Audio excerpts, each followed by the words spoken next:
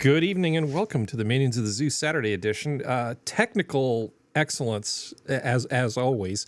We have no icons for the people. The stream seemed to crap out partway into starting it. I don't know what's going on. Let's just move forward with a song in our heart and a smile on our face and hope that this all actually comes to work. Hi, SkepTok. Hi, everybody. This is like, what, the third or fourth time we've done this? Elowen says they can hear us. Elowen says they can hear us. That's a big improvement. Hi, Jack Gunsky. Badger I am dead. You are dead. And DrFunctional. The gentleman. Okay. So getting tired. Functional. It gets a little weary after the Pretend third that time. yeah, pretend. But it's okay. We're here now. Yeah, That matters. Harry's not dead Just yet. pretend. Yeah. It's fine. I had a good week. Again, been doing a show with THUR, Angela Arriaga, and Mitch Nemo. And on Thursday, we watched Logan the Wolf, which was an incredible short film about Wolverine. And Cellar Dweller, which was a really shitty B movie that they all loved. But I was just like, I have no idea what I watched. Wow. Aside from Saturday nights, that's my other highlight of the week, because it's a fun time to watch weird and wild, sometimes exciting movies with some friends. Yeah, I had to do a lot of coping, to keep myself entertained while I was essentially in bed for a very long time, trying to be a good patient and not do stuff. But we'll talk about that after everybody else gets to say hi. Hi, Jack. Hi. How are things? Pretty good. I'm Quippers is still canceled. Is it still canceled? Well, you told me it was going to be canceled, but then it kept showing up. No.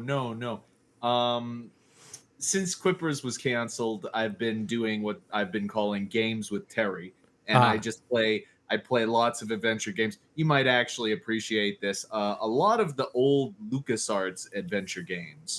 Leisure Suit Larry, Duke Nukem.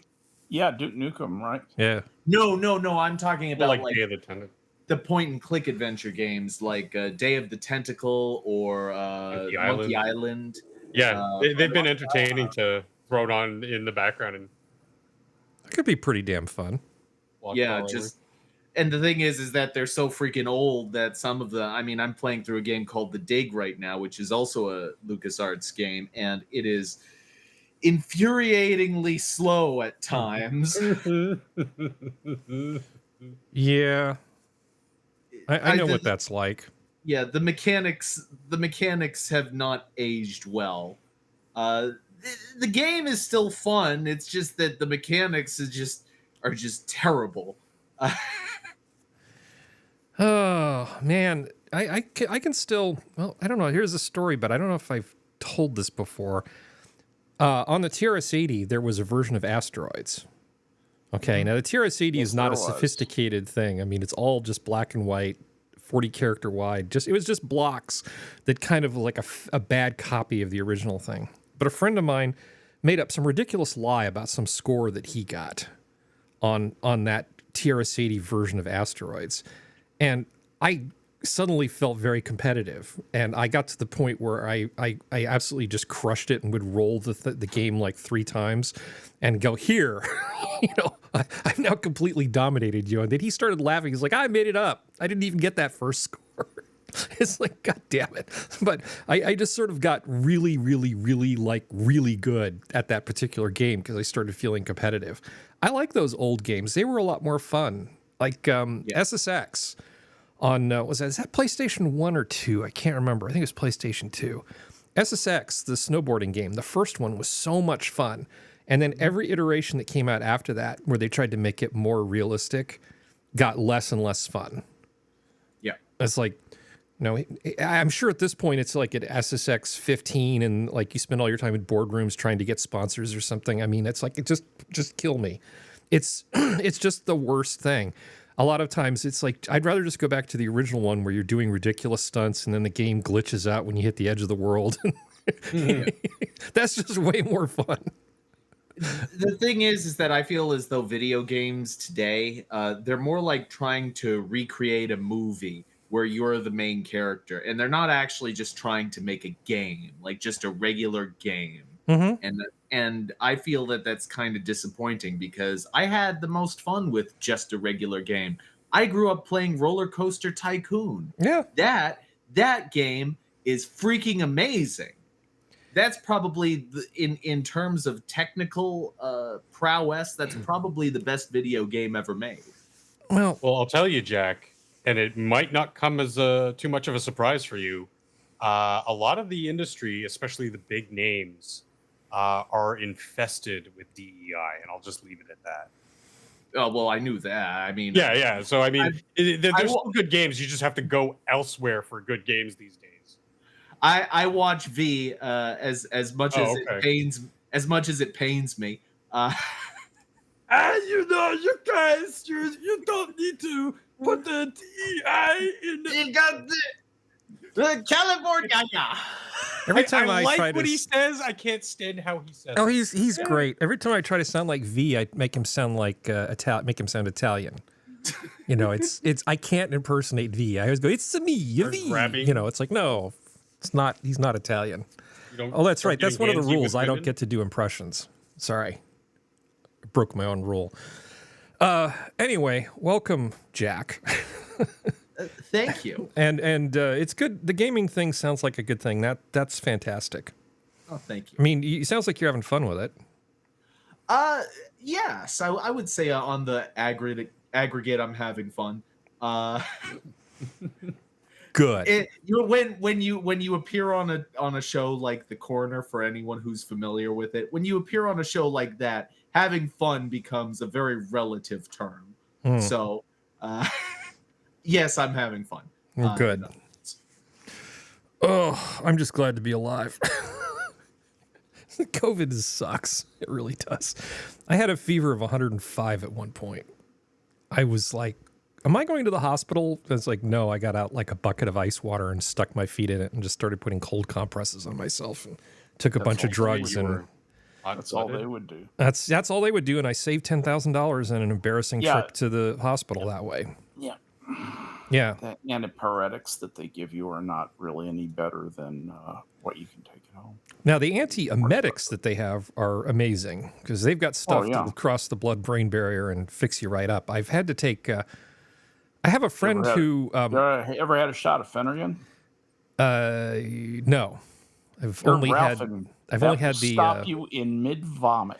Well, I have a friend who has some weird medical conditions, and my friend started... If my friend starts vomiting, they won't stop unless they go to the hospital. So I've been the 3:00 phone call. Can you come pick me up, me and my bucket, and take me to the hospital? I've done that a few times. I'm trying to think. The only time I've ever been, I've been in an emergency room twice for like me doing something. One was a gnarly mountain biking accident. Story for another time. And the other one was when I was a kid and I tried to do something really stupid and I almost killed myself. That was fun too. But enough about me. Hi, Skep. Every proper childhood has a few episodes. Well, like that. We had a fishing boat, and it was on a trailer, and we were going to connect it to the car with the towing rig. And my grandfather and my dad almost never disagreed about anything. They were always fine, right? But for some reason, maybe a few extra light beers in, they were arguing about who was going to hook it up. And it's like on flat ground, I've done it a bunch of times. I was a big, strong kid, and so I just said, if they're going to argue about it, I'll just do it. Unfortunately, it was on an incline, and the thing came at me with the tongue on the hitch and could have very easily just destroyed my femoral artery where it ended up pinning me to the car. So I always talk about how luck is important, and, an inch and I'd be dead. It's just, that would have just been that. Yep. I did something really dumb, for all the right reasons. I was trying to be helpful. I don't know how we ended up on this conversation. Hi, Skep. Tell us about your week. It's been an interesting week. It's nurse and physical therapist to the lady in the house with the broken hip, and or with the new hip. The hip is no longer broken; it's gone, and in its place, a titanium wonder. And she is 3 weeks post-surgical, and she is at 2 weeks. She finished the 6 weeks physical therapy course. Nice. Yeah, that's my girl. So Brenda's doing much better now, and she's grousing about she wants to be too active. That's the thing we're dealing with now, is just keeping her safe from herself, because the incision is well closed now, but the muscles are still healing. They will heal for several months, and until they get bundled in there, that's what's holding the hip in. There's no bone holding it. There's no ball in the socket anymore. The only thing holding that hip in there is her musculature. So there's no ball in the socket anymore. There's just a bone. There's just a titanium bone that smoothly fits in and can easily come out. You can pull that thing right out with the wrong kind of fall. Yeah, don't do that. That's the one thing you have to be careful with. And you can't bend more than 45 degrees at the waist.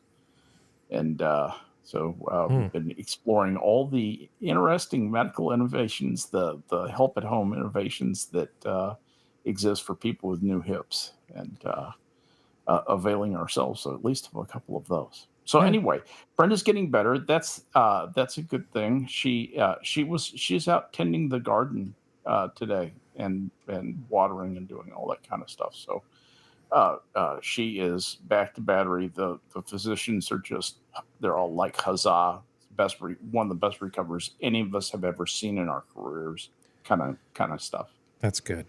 Yep, I don't build them like that no more. Would you do me a favor and say hi to everybody, Skep, since can you be our greeter? I shall be the official Walmart greeter. So nice to have everybody here today, and if I can get the freaking watch page to come up, there we go. Yeah, see, L1 is here. Thanks for telling us that you could hear us. L1 Badger's here. Raymond Lewis was the anchor guy here today. He was the first guy here today, and of course got Functional Jack and the Master of Ceremonies. Yeah, this is a good group. We're going to have some fun tonight. We've got some really interesting, insane things to talk about, and I really want to talk about this, Rakowitz asshole. Yeah, well, we'll get into the GARM thing in a little bit. Here. Is it okay to cuss yet, or no? You're fine. You can cuss. Okay, it's fine. Sure. But I have to have a little bit of a rant. Okay. So let's have it. While I was trying to recover, I needed something to distract myself because I don't like being immobile. So I needed lots and lots of entertainment. So I hit YouTube hard, and YouTube kept just feeding me a lot of these clips from different movies and stuff constantly, like that Hidden Figures thing. There's all these Hidden Figures clips about the mathematicians of color, the women who helped with a number of the early space missions, right? Yeah. And what irritates me is I'm looking at this thing going, So they're trying to portray NASA as being this terrible racist sort of thing when these women were working there. And it's like, that's not the way things worked. I did some checking, and it's like, it's historically very inaccurate. They decided to pull a bunch of egregious stuff from the previous decade and just sort of fold it into the story. Mm-hmm. So somebody watching this would come under the impression that they had segregated bathrooms and coffee pots and all this other stuff, and that people were mistreating the woman who was in this thing. And I actually did a little bit of research and checked into it, and I have found a quote from her. It said, "Did Katherine Johnson feel the segregation of the outside world while working at NASA? No, I didn't feel the segregation at NASA because everybody there was doing research," said the real Katherine G. Johnson. "You had a mission and you worked on it, and it was important to do your job and play bridge at lunch. I didn't feel any segregation. I knew it was there, but I didn't feel it." Okay, and this goes on. But that's a person with Stockholm syndrome, don't you think? Really, she didn't even know she was a hostage. Well, clearly, right?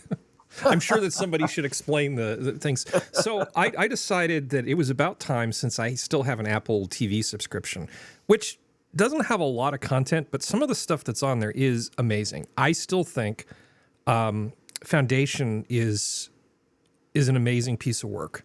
Even though it's been adapted a little bit for modern audiences, they did a really good job of it. I would give it a 4.8 out of 5.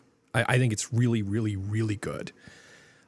Even if you don't like particular kinds of things, it's totally worth a look. So I thought I'm going to take a look at their other little property. Let me switch this over here. Now, I read the Foundation trilogy about every 5 years.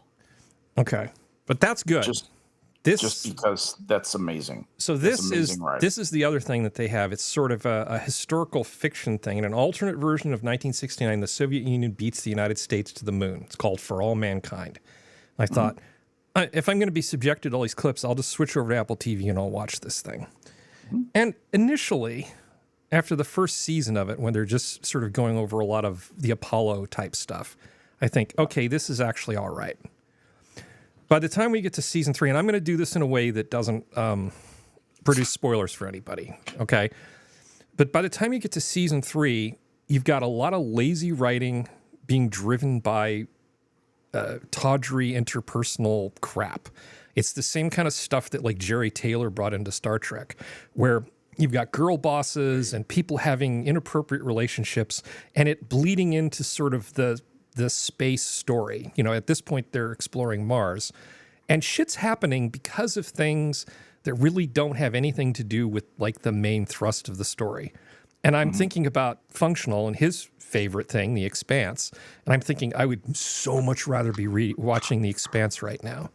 Because even though there is little bits and pieces of that interpersonal stuff and politics and stuff, between the politics and the girl boss and the titillating things and all the other stuff that goes into it, it's like I thought that like the first 2 seasons of it were fine, and even part way into the 3rd season, but it's like it's gone to the point now where I grit my teeth when I think about it. And I fucking hate this show. I hate this show with a passion because it could be amazing, and instead it just got turned into lazy hot garbage. And it frustrates me because it really is just about the clipboard. It's about the message. They said, oh, it has to have these elements to be titillating, and it has to have these elements about race relations and these elements about gay people. And it's like, it just goes on and on and on. It's just like, checking the boxes, yeah. I just want to watch a show about space. I just want to see people go into space and do cool stuff. I don't care about any of this other shit, and you've ruined what could be a good show. Well, I don't remember if it was you that recommended this, but whoever did said just that. Watch the first 2 seasons and then stop. Okay. Well, I think that was you, but... Well, it wasn't me because I only just started watching it. Did you watch Firefly, Harry? I did, but hold on. What is Jack going to say? And then we'll go to Firefly. I was just going to say, it's not just about the message. It's about putting it everywhere. It's about making sure that there's nowhere that you can escape to. And that's ultimately the point, is that it's everywhere. You cannot find media that's been made within the last 4 years, or at the very least, what you can find is very, very limited that doesn't contain some variant of the message. Because it's become so pervasive, we notice it more. But when you go back and watch some of the older stuff, you're like, yeah, it was there, but it wasn't like you said, Jack, everywhere. It was just like a throwaway. Oh, well, that couple that just walked past on screen were lesbians, like, and then you have Eddie Murphy laughing, and that's about it. You know, like that's it. That's all you got. Yeah. It's funny because I actually said screw everybody's recommendations and started watching House of Cards, and it's kind of blowing my mind, but I don't want to derail too much.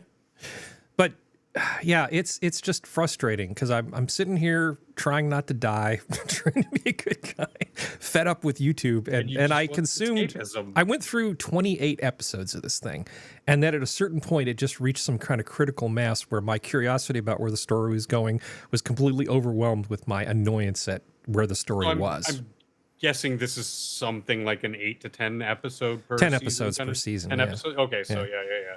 When I get interested in something, I invest the time. That's the other reason why I don't play certain kinds of games, because if I had like I could lower my productivity dramatically if I allowed myself to start certain things. Well, my work desk, I have a giant ass TV that I can just stream whatever while I'm working, and I consume all sorts of stuff all the time. That's how I'm able to watch all this garbage and sift through and find good stuff to watch. Well, Skep was asking about Firefly. So what was the idea with Firefly, Skep? I was just wondering if you ever watched it. You liked space shows. Yeah, that was one that did pretty well as far as I think you're off axis on your mic. Oh, my mic fell over. I'm sorry. That's okay. I'm sorry about that. That's right. The thing with Firefly was it was kind of a Western in space. Exactly. Yeah. In my opinion, and just was rockingly entertaining, just week after week.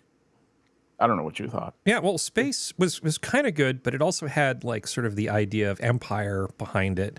It also had almost a bit of a touch of a Barbary Coast kind of flair to it. So there were a lot of good tropes mixed together skillfully.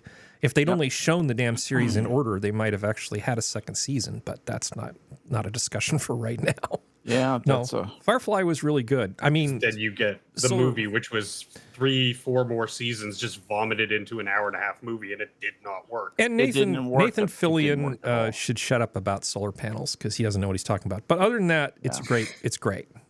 Yeah, thanks, Nathan Fillion. Because of you, we had to deal with Thunderfoot. Yeah, I mean, Jewel State was just this shiny little penny just lighting up the engineering department. I mean, it was great casting. Marina Baccarin, actually, I don't like her in most stuff, but I thought she was really good in this. God, I can't. Gina Torres. What's the guy with the weird sort of Scandinavian sort of name? The Alan Tudyk. Yes, thank you. I mean, great cast. Hilarious. Great cast. Everybody was great. And I thought bringing in Ron Glass was a really nice touch as the preacher. He was so good. Ron Glass is a fine character. He is a fine actor. It was nice to see him because you don't really see enough of him. No, and imagine if we had several seasons of building up Shepard Book, who was supposed to be the agent character in the movie. Mm-hmm. That was supposed to be his end arc of the progression. He gets activated and whatever, and they're fighting Book, not just this random guy spouting poetry. The ideas that they had behind it, like, it's such a shame we never got more of it. But what we did get was good. It was entertaining. Yeah, just rewatch The Right Stuff, people. Don't watch this thing.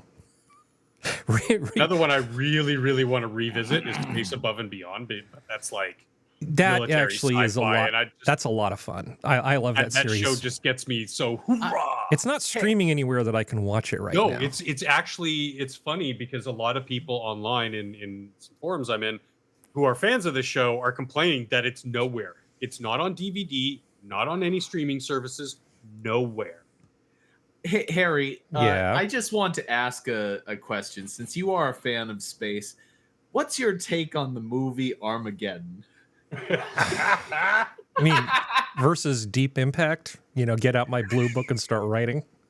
I don't know. Una paloma blanca. I don't know. How did I feel about the movie Dante's Peak? I mean, it's crap. It's all crap. And it's not the kind of crap where I can just take I can take the science part of my brain and turn it off and just enjoy it. No, fuck that stuff. No, not into the Aerosmith sappy rock. Okay, so we've been talking for a while, Functional, but you wanted to talk about the breakdancing thing at the Olympics. Sure. Let me see if I can find the browser plus transform. I mean, as thing. most anybody who's been on social media, you've seen the meme girl from Australia. What are you going to say? Well, let's do the men's one first, if you don't mind, since I have it queued up. And I wanted to present this, but sometimes in the peripheral you see it on. I was at a restaurant today, and this was on the TV in the background. Yeah, men breakdancing, And all I could think was, never have I seen so much athleticism and talent put into something so stupid. Yeah, it is after all dancing, and I mean, like ultimately at the end of the day, Jack, I have respect for these people because they're the best and they do the best in whatever it is that they do. But like I look at it like I do, so silly. It's so silly to me. Hey, Skep. You know who used to like breakdancing? Carl Pilkington. All right, so you wanted to look at And the, as a the former b-boy, woman. like I can appreciate and know the work that some of these guys put into their routines. Okay, but you said there was a very memeable Australian woman who might have some Dunning-Kruger stuff going on, and this is her. This is, yeah, compare what she does to, okay, those are the best of the best men, but like this wasn't even good for the women's division. And then she flops around like a dead sunfish. Yeah, that's best kind of sunfish. Hops around like a bunny, does some weird. Now she's doing the shit. sprinkler. Why is this person doing this? What is Australia. this? Yeah, is this like the Olympics? And then her opponent like actually does some real work. So she's turned into a meme. Yeah, it's kind of exploded all over the place, and it's funny because I mean it's funny and it's not funny because again, like you can see that in proper divisions, like I can't fucking do that, and I used to be a b-boy, like I can't do that now. A lot of people can't do the shit that they do. In the women's gold medal finalists, Japan versus Lithuania, the Lithuanian girl who I thought should have won does this one move where she does kind of like a backflip, guys, but she lands in sort of a crab position, springs herself back like into a vertical position, but keeps going forward, and then lands on one arm in a T pose where her legs are going off to the side, and holds it for a good 3 count, and then continues her routine. I'm like, oh my god, like this is compared to this. And people just aren't seeing it. It's still night and day between men and women. So if you want to see the best of the best, check out the men. But it is kind of silly because it's still at the end of the day interpretive dance. Mm-hmm. It is cool that they do know what music they're going to have beforehand for each round, but they don't have real time to sort of like plan a routine. So it's different than ice dancing and rhythmic gymnastics in that way, that they actually have a routine. Do they have to bring their own piece of cardboard or linoleum? No, it's actually kind of fun. They have that ring where it's super slick, and they're all wearing these. Like, okay, she's kind of a meme because she's wearing like the '80s tracksuit, but a lot of the dudes and the normal women, they're just wearing what you would see kids wearing today, like baggy street clothes and a lot of sweat material that slides so well. Yeah. Well, I know you guys want to talk about if a guy's gonna bust out with a do-rag on his head, shit's about to pop off. Well, I know you want to talk about the GARM thing, but we have one little thing I need to get to first, is if it's okay. Did you have anything else you wanted to say about bee dancing or bee breaking, or what's the event actually called? Breakdancing. It's called breakdancing? I thought they were calling it breaking or bee dancing or something. Well, you can call it breaking, yeah. No, but what's the official name of the Olympic event?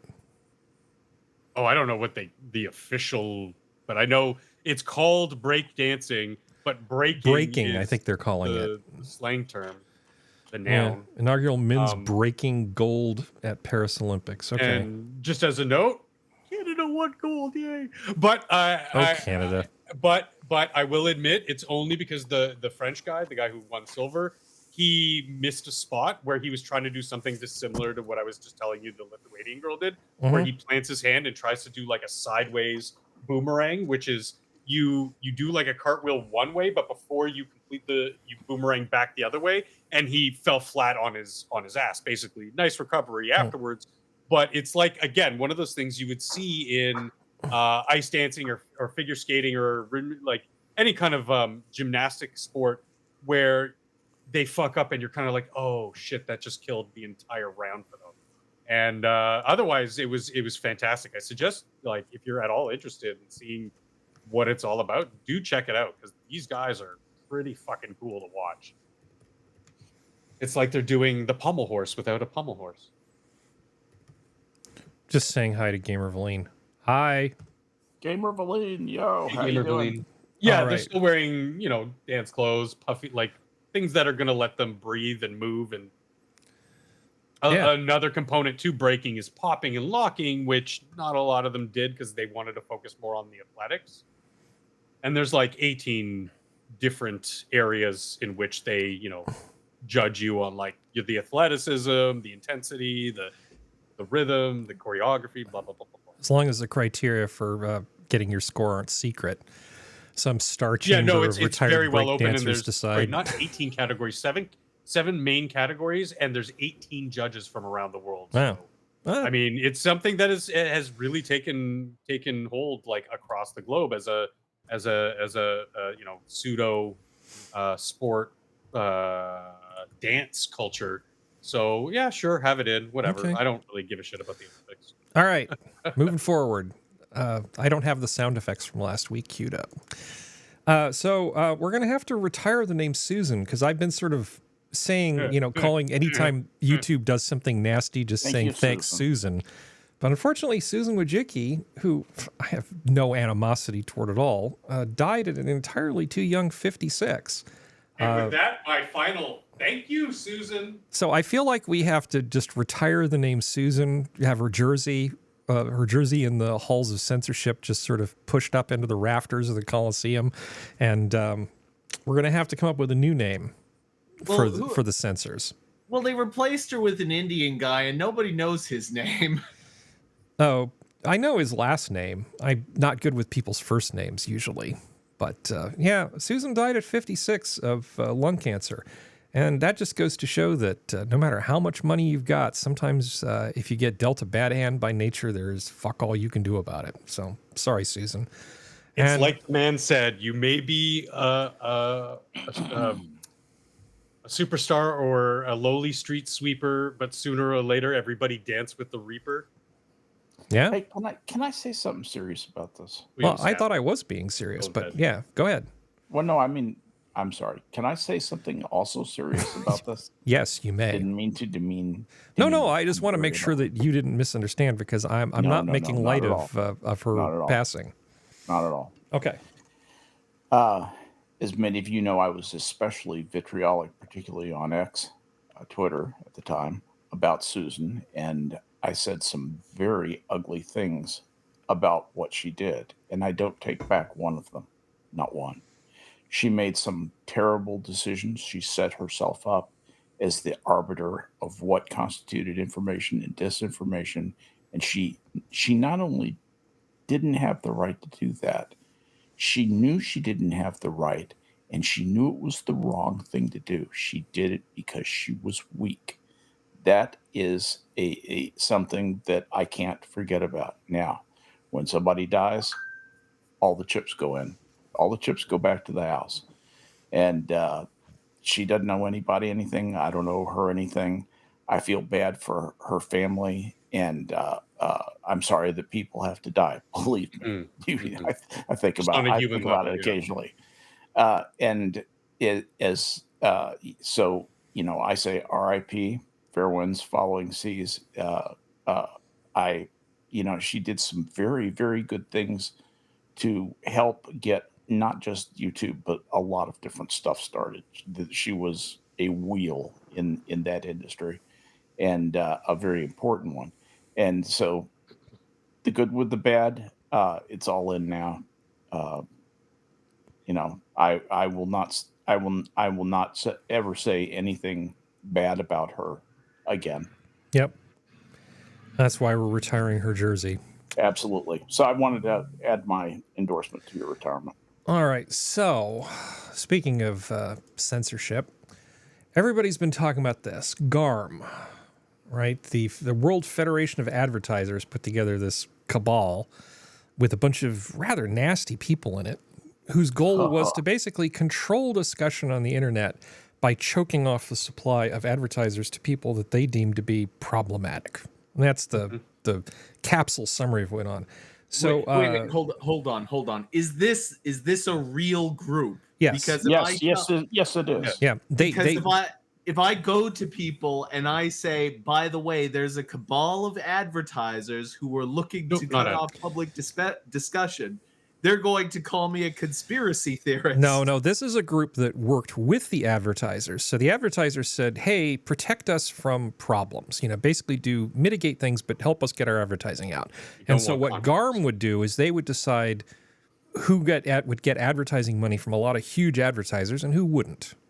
They were like a matchmaking service. And they kept them away from Twitter and, X. And they kept them away from all the other problematic things. And the thing was, is it anti-competitive? And they were going to get sued by Elon Musk. And who was the other person that was suing them? Who's in that with Musk? No, that's Gab.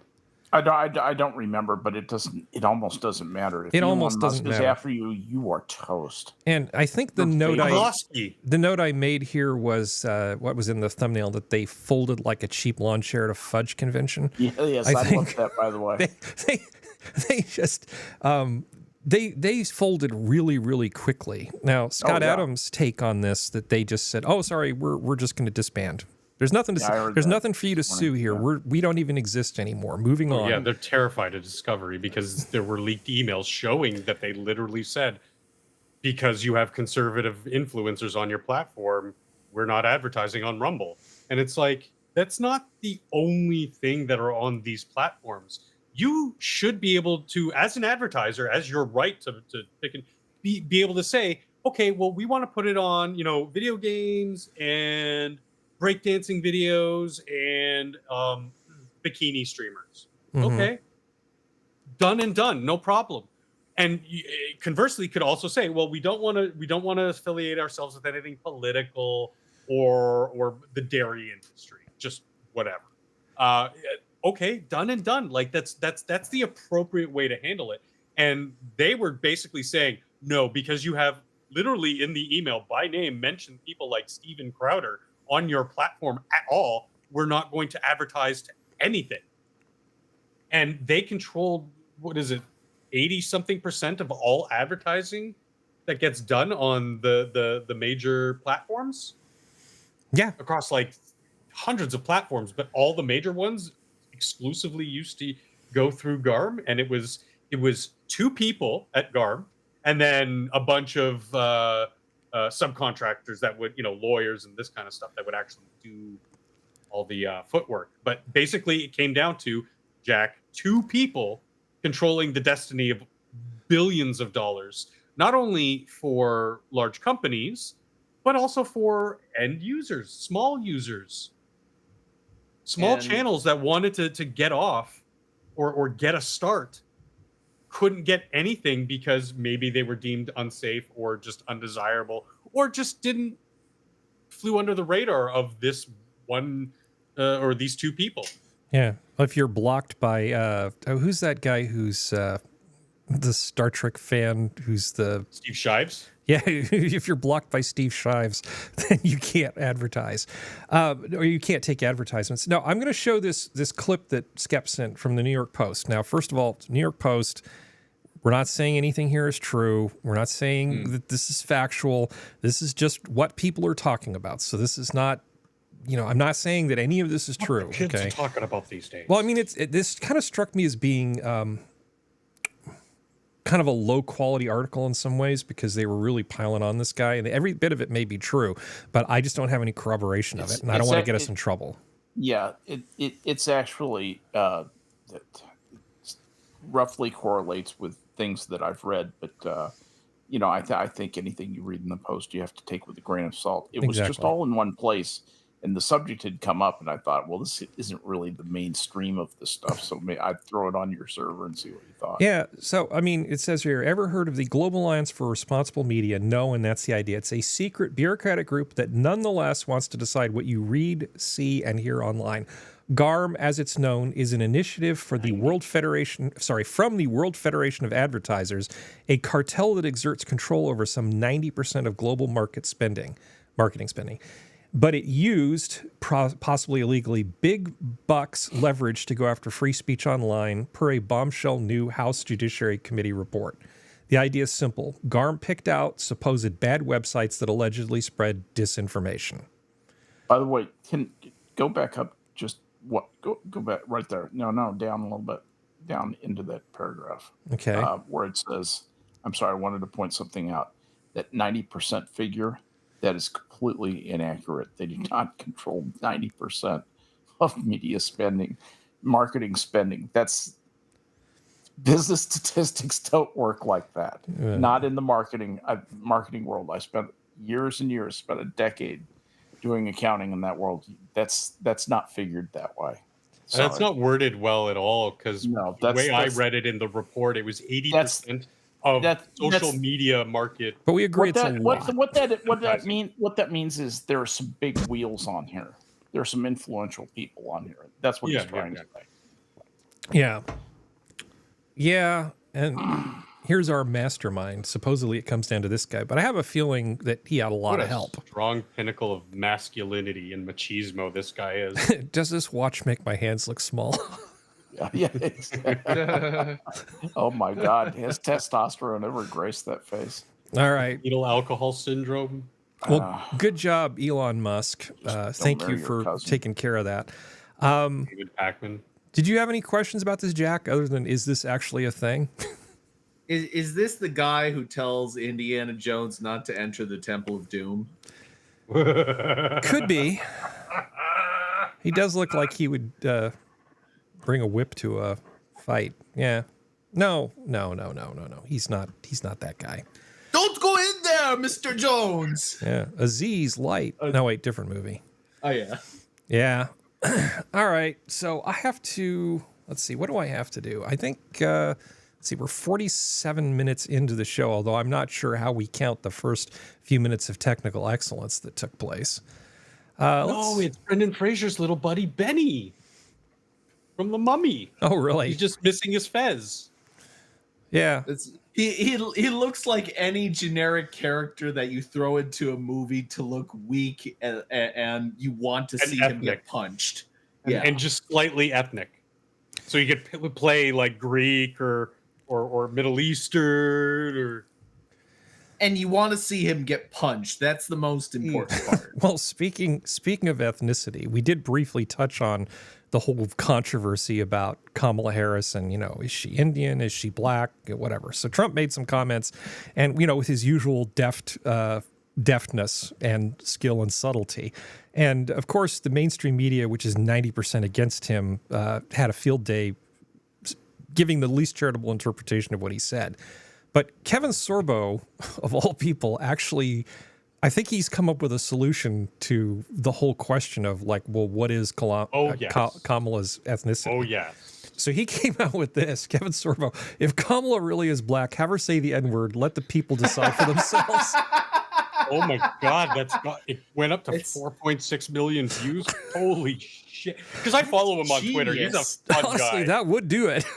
That's genius. I saw that too. I follow him also, and I saw that, and I just said that is perfection. That is so good. That's perfection. Doesn't hurt that I loved Hercules and Andromeda, but I mean, he's actually like a decent guy. It seems to be a decent guy, and he's funny on Twitter. So you know what else? Proof is in the pudding. Right? Okay, but you know what else is great about this is the writing. Okay, because he actually spent a little bit of time massaging this. This is not an off-the-cuff remark.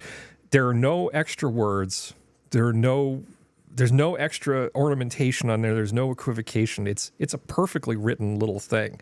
It's exactly what Twitter economy of expression. It is. Yes. It's 100% content. And so yes, exactly. It's so nice to see somebody. It's like somebody who actually understands the way Twitter is supposed to work. Right. Microblogging, what an idea. Yeah, this is how you do it, folks. More words doesn't make you better. And this is a note for me, too. This is a note I have to give myself all the time. Every single day. Yeah. Chef's kiss to Kevin Sorbo's tweet. That is a beautiful job. I've often found that when it comes to Twitter or even just leaving a YouTube comment, you can often take whatever you were going to say and delete like the first 3 sentences and not really miss anything. Well, a lot of times it is about knowing your audience. When I'm writing something and I have to send it to somebody and I go, oh, there's some C levels on this list. God damn it. And it's like, these people's time is incredibly important. Sometimes you go, I need to reduce the amount of detail, or just say, here's the capsule summary, keep reading if you want more detail. I'll do that a lot. But economy of expression is a thing they don't really teach in school anymore, I don't think. Do kids learn how to write a précis, or do they just let AI generate one? They don't learn to write at all, do they? Well, no, when I was in school, what they did is they started you off with what they called the essay. And the essay, as far as I can tell, is totally meaningless because all paragraphs had 5 sentences. The essay had a 5-paragraph structure, and you were supposed to start. It was very formulaic. It was stupid because nobody writes that way. Nobody talks that way. And then as time went on, the formula just had minor alterations to it until it also resembled something that nobody actually spoke like. Yeah. Well, writing, the thing about that, the good thing about what you were doing, the positive point is it forced people to learn how to write a thesis and then tie paragraphs to that thesis. That's really all it is. It's not meant to be, this is how you write things. It's just like, how do I start thinking about writing?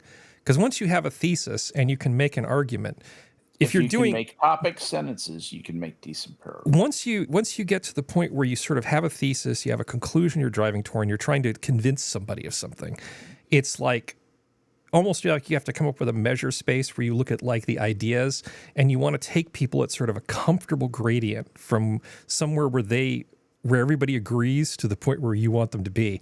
Now, if there's a logical misstep in there somewhere and you're using rhetoric or you leave a detail out, but, finding the imperfections of the arguments, an exercise for the reader. But if you're trying to write to convince, starting with the essay format and then expanding on it, learning how to actually fill out that middle section of it is good. I'm sorry, I'm boring myself. I apologize, everybody. Well, no, I was wrapped. One more quick point, though. Yeah. When you are in school, the entire time I was in school, they never taught me the functional difference between the introduction and the conclusion. Because every time they tried to explain it, it basically summed up to the conclusion is the introduction, but just changed the wording slightly. Yeah. Yeah. Yeah, I can... the hell with it. I'll tell you a quick story. When I was in high school for the last 2 years, I was also going full-time to junior college because my high school was terrible and I wanted to actually learn something. But people convinced me I shouldn't miss out on the high school experience, whatever. So I took a challenge test for the writing course at the junior college. And actually, the woman who graded it was the mother of a friend of mine. I actually knew her husband and stuff. And so she actually called me in and gave me my thing and said, you did well enough. You basically challenged out. You don't have to take a composition course. Great. Okay. So I didn't have to take it. So then later, back at my high school, I had this terrible teacher, and we were supposed to write a college-style essay. I took the same essay that I submitted for that thing, my work. I know you're not supposed to do this, but I did it. And I submitted the same thing, and she gave me a D. Really? And then we had a little chat afterwards. Yeah. I didn't make any friends at high school. I guess not. Yeah, because the thing is that... I remember I challenged out of French when I went to Northwestern. Yeah. It said you have to take you only had 2 years of French in high school. You have to take a full year of French. And I said in perfect French to the guy what I thought about that. And my French was really good Belgian French. As like a 15-year-old would speak. Yeah. And he said, okay, we'll see what we can do. And then they had me take an essay test.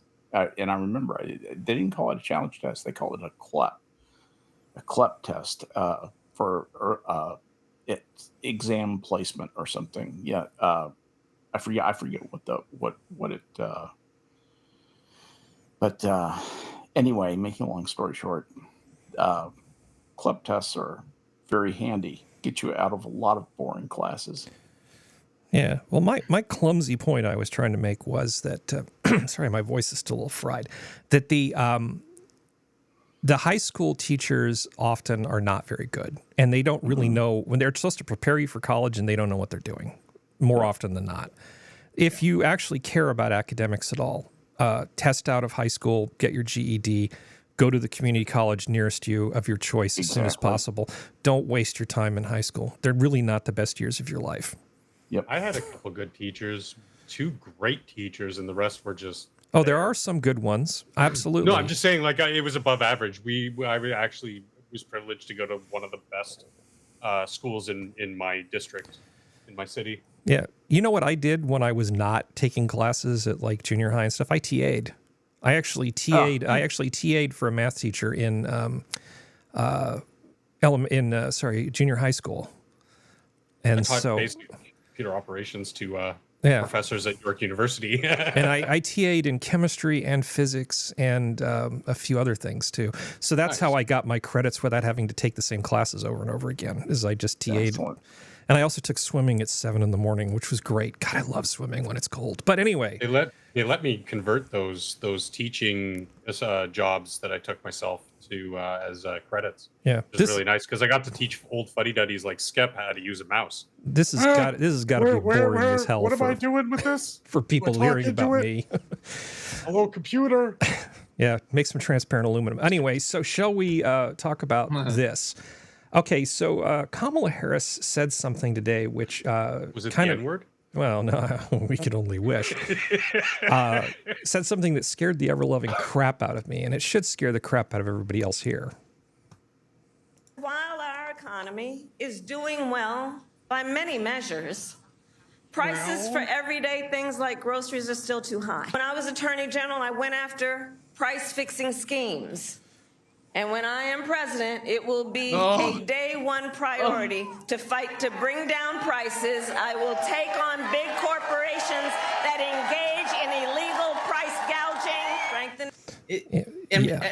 Am I crazy, or has her voice gotten like twice as nasally in the past week? Yeah, there's she's something in going Michigan. on. She's in Michigan. She doesn't have to talk like this, y'all. She's got some Flint water going on. But no, I mean, the only way she can beat her fist on the pulpit all she wants. And sometimes you can sort of shame people into lowering prices. But that's not how prices come about. Because as long as there's competition in a market, there's things that keep you from just setting prices to whatever you want. Why don't I just set it to $1 billion per loaf of bread? That'll be fine. Then we'll all be rich and we can retire. No, it's not how it works. I don't know what she thinks she's going to do, but it sounds a lot like we're talking about price fixing. I respectfully disagree. You don't think she's talking about price fixing? No. I think she is, but go on. No, I don't think she's talking about anything. She's saying something to rile her base. She's going to do absolutely none of this. None of that's feasible. None. The only thing she can do is police the gross violations, which she'll do with great heraldry and make a big deal out of it. She's not going to make any special effort. Are you kidding? Do you know how much her palm is greased by big business? No. She's not going to risk that kind of money. That's where she gets a lot of her big money from. Oh, God, I would hope so. Because she is not going to fuck up that relationship. Trust me, this is just useless. Not useless, but it's nonsense rhetoric she gives for the red meat dotards on the left who need to hear that. Yeah, she's for us.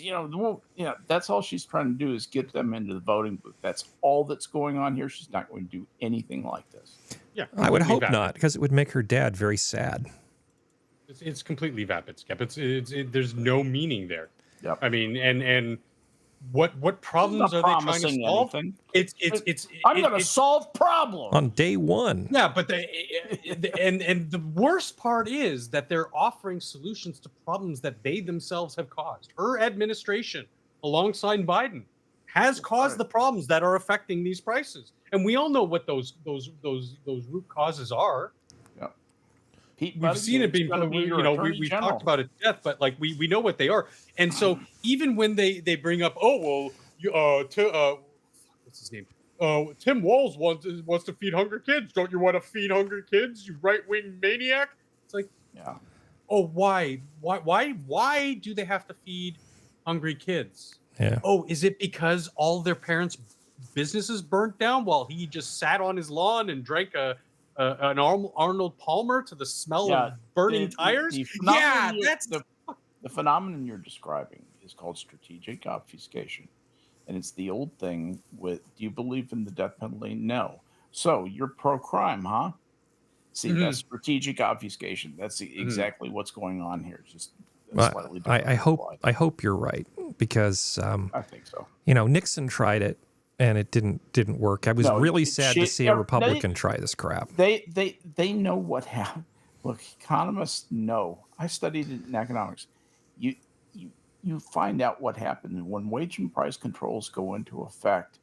All these hideous bubbles of pressure start to build up in the economy, and none of them are good, and none of them explode with anything like anything you would call fairness. It's just completely everybody at the arbitrary bottom shit. It fucks up the market for a long time. The market goes into doldrum. Then you have like a year where the stock market just doesn't move. And it takes another year to get it going through. Man, I lived through the fucking 80s. I know how this works. I like, was it Milton Friedman's analogy, which is like trying to use price controls to stop inflation is like having a tea kettle and it's starting to boil over. So you put a brick on top of it, and then you simultaneously turn the heat up underneath it. Yes, exactly. It'll be fine. What happens when you run out of bricks? And Skep, it's funny. The strategic obfuscation is our favorite go-to tactic from our favorite political streamer, David Pakman. Oh yeah, David Pakman is a master of obfuscation. I love it. Absolutely turd. He's so on the ball. I just love watching him. Yeah, but I love his manner. I really love listening to his voice. He's very appealing broadcaster, and the utter nonsense that comes out of his mouth. Spews. Yeah. It's like you're listening to a 7-year-old babble. Or like you're listening to like an old Rowan Atkinson parody like radio show or something like that. Like something Monty Python, something so absurd that. Right. 20, 30 years ago, you'd be like, "Oh, this is hilarious. This must be British or something." But no, he's completely serious, and it's completely. Well, let's move forward, shall we? I definitely should bring back the sound box with the cat meowing. That was a great thing. We probably need a palate cleanser, Harry. Soon, yes. Okay, so homeowner claims insurance company used drone to spy on her property before dropping her from plan.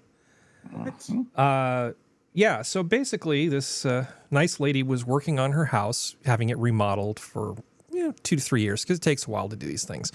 During said time, there were building materials and other things in her backyard. It was a mess, because if you've ever been in a house that's being remodeled, you'll know what I'm talking about. And the insurance company, trying to limit their exposure in California, and similar things have happened in other states too, like Florida, where they want to just reduce their risk by having fewer policies. They're just literally looking for excuses to cancel some of them, to just get that portfolio down. And so they basically canceled this woman's insurance because they decided there was too much clutter in her backyard. Wow. Which, gets into a whole series of points, because there's a number of legal precedents about how drones are used by police and other things, which I've got filed away for long-term topics if we ever need to grab them. But the whole drone thing opens up a whole bunch of privacy issues. In some cases, what they'll do is, rather than having the insurance company fly the drone, they'll have some third party do it. And then they'll buy the data from the third party. It's like, well, we didn't fly a drone over your house.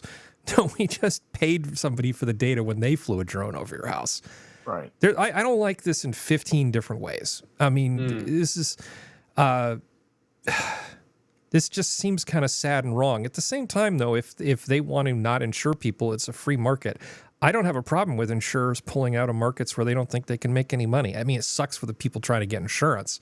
But that probably means that their government is doing something to cause a problem. Because usually things work when the government isn't helping. You know where this is going to go to? They're Please. going to want to register drones. This will end up with, I swear to God, somebody's going to go in there and say, we've got to register the drones. We've got to know where all the drones are and what they're doing. Boy, have you got a license for that drone? Exactly. And that will be the next step, because That's how this stuff works. It'll build up a little clot of people who are into that stuff. They'll get better and better at it, and then there'll have to be rules. There'll have to be levels to keep people out, keep the incognoscenti outside of the secret priesthood that will develop. It'll be fascinating to watch. I mean, we're almost at that point already. If you want a commercial license to fly a drone, you have to go through pretty much the same process that you would go through to fly a plane. You need to get a license, and so you have to take a test, and you have to do all that stuff. I can very easily see them saying, okay, well, now you have to put a tracking sensor on those, because there are probably tracking sensors on all the other planes in the sky, I can imagine. I mean, are there? I actually don't know that. Yeah. Yeah, there's beacons. Well, there's transponders, which give location and other information about them. It just guys, do me a favor, hold on to 2A, because I know that they've tried similar shit to this in places like, rural West Virginia, where the good old boys just shot the drones out of the sky. So protect your privacy. Yeah. Fuck these people, man. Well, I might as well, since I sort of alluded to it. United States v. Tuggle. This was essentially a case involving law enforcement surveilling somebody for a long period of time with a series of cameras around their property. And this was all done completely without any kind of warrant. And were these the long-range cameras that they were just taking pictures of the person? Well, these weren't that long range. They put them up like all around the perimeter of this guy's property. Yeah, but I mean, they were like up on, like, elevated to look down on his house. Yeah, right? like on telephone poles. Okay, and I've heard of this one. Okay, yeah. And so, this is the thing. Like, you have no expectation of privacy in public. And whenever somebody says that, it's like, yeah, I understand, I get it, but I think people, when they dismiss it that way, they have a lack of imagination. And the advantage, the example I always come up with is, suppose you had a daughter, right? 14-year-old, cute, rosy cheeks, wandering around, and then you found out that some group of people, bad people with bad intentions, were using a network of people and devices to basically monitor that person 24/7. Yeah, you have no expectation of privacy, but I can see where effort with groups of people combined with technology could be used to create a state that's not just like, should you be anonymous in public, but do you have the right to not be surveilled and have information about your life harvested and sold to potentially bad actors? I mean, it doesn't even matter who it is, but it could be anybody from white slavers to God knows what. Yeah. I think this is more than just an emanation or a penumbration from the Fourth Amendment. I think this is going to require a completely different interpretation, because it has always been that fences were the agents of privacy, were the providers of privacy. Now fences are no longer adequate, and the airspace above one's home is theoretically not the property of the property owner. It's actually the property of the United States. And so that is an open, fertile area of law. That's all I can imagine. See how they slice it up. I agree with you. I think it's going to take some new form of legislation, but I think it has to do more with, and this might be a more successful avenue of attack. I'm a legal idiot, so don't trust me. It's just spitballing here. But now that, like, our personal information has become a commodity, a good with a tangible value assigned to it, I think we need to enshrine that it's yours by default, and that you have to consent for it to be taken and used in some way. And sure, if Twitter says, well, to sign up, you have to sign away your data for collections or whatever, that gives you a choice. A lot of people are still not going to be happy with that, but that's still a version-informed consent. To be able to just look at somebody and constantly track somebody in real time, I think treads on that ground, not of privacy, but of intentionally harvesting that information that has a monetary value. But what about the harm? What about the harm that is done to someone who's surveilled? Let's Lady's out nude, sunbathing. Drone comes along, takes her picture, and her picture ends up in a magazine. And she's embarrassed in front of her church, leaves the church, blows her brains out. Husband files a wrongful death against the drone operator. Yeah. But Well, I think there may be a little bit of the slop of liability lands on the drone operator. I wouldn't be surprised at all. Well, there already are laws on the books. I mean, they vary across the board, obviously, of like voyeurism. So if somebody in my building unit is basically a big C, Skep. So if I whip out binoculars and I start snooping on one of my neighbors from across the way, that's me infringing on an already existing law of voyeurism. You can't do that. You're not only criminally liable, but you can also be civilly liable for just those things. So I think if they just transfer those over into things like drones or long-range surveillance cameras and stuff like that for those purposes, I think we got something there. But I think the problem lies in that a lot of this technology and all these notions, they're moving so fast. We know how slow government runs. If the drone flies over your house, if the drone flies over your property, is it trespassed? That's got to be decided. Trespass? No, because I think... No. I wasn't inviting speculation. I'm saying that's the question that will have to be deeply debated and solved. We could speculate about it all night. We'll probably have opinions, but that will be decided by lawyers, and will be decided on fine points of law that take some cogitating to understand. Well, some of it has been decided. But were you trying to cut in, Jack? No. Okay. So did you ever see you saw Rear Window with what was it, Jimmy Stewart and Yes. Grace Kelly? Fine movie. Of course. Yeah, that's a great movie. But so the idea of like, if you have a piece of property, you own a piece of property, you have rights to, depending on what's on your title on, for the property, you may have rights that extend down a certain length and rights that extend up a certain length. And the whole idea of airplanes flying over, a lot of this stuff's already been handled. The drone thing, because they're so low altitude, and the same with police helicopters, there are a lot of places where I believe it's 100 feet. And in some cases, they've allowed them down to like 90. If I were to set up security cameras on my property and have them focus not on my property, but on my neighbor's property, essentially me just having unauthorized viewing into my neighbor's property, I could get in trouble. That's not legal in California. But if a company decides to fly over somebody's property and then decide that they're not worthy of having an insurance policy or something, then somehow that's okay. I don't see this. I honestly think that if you're going to be surveilling somebody else's property primarily with a camera like that, you should have a warrant. You should have there should be more to it. I just want to see the rules applied fairly. I think a lot of it is going to come down to a definition for information leakage. Yeah. Like, how much information can you gather without infringing on someone else's information? And how much crossover is to be expected. Because if I take a picture of my house from airspace, I'm going to get some of the stuff around it, period. There's no way around that fact. But so those people may not want those photos taken of their place. Yeah. So how can I realistically Well, satellites are allowed, right? I'm talking about the low altitude surveillance. And generally just because a lot of involvement in the law is intent. So if there's just a broad sort of photograph drone or whatever, there's no real intent there. And there'd be an onus on you as the operator, using Harry's example of the woman, Skep's example of the woman sunbathing.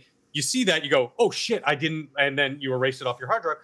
Like no harm, no foul. Now, if you were to be skeezy about it and keep that and then disseminate it, then you're legally liable because there's intent to distribute something that's not appropriate, Now, if there is intent, like every time she's out sunbathing, Jack's out conveniently flying his drone every time, then a good lawyer a good prosecutor could easily make the case that, look, there's a pattern of behavior here. this guy's intentionally, knowingly taking pictures of this woman. He's a creep. I look forward to the AI robot judges of the future solving this for us. I think no. I think we're going the Judge Dredd route. Shall we move forward? I think we're talking about maybe having a palate cleanser, right? Yes, I would love to have a palate cleanser. Sora's not waiting in the wings or anything, is she? No. Okay. Let's see. Give me red meat. Palate cleanser. I've given you enough red meat. That's what I'm saying. You're like heel boy, and I'm like, dude, you just fed me some red meat here. Okay, well, here's the opposite of red meat.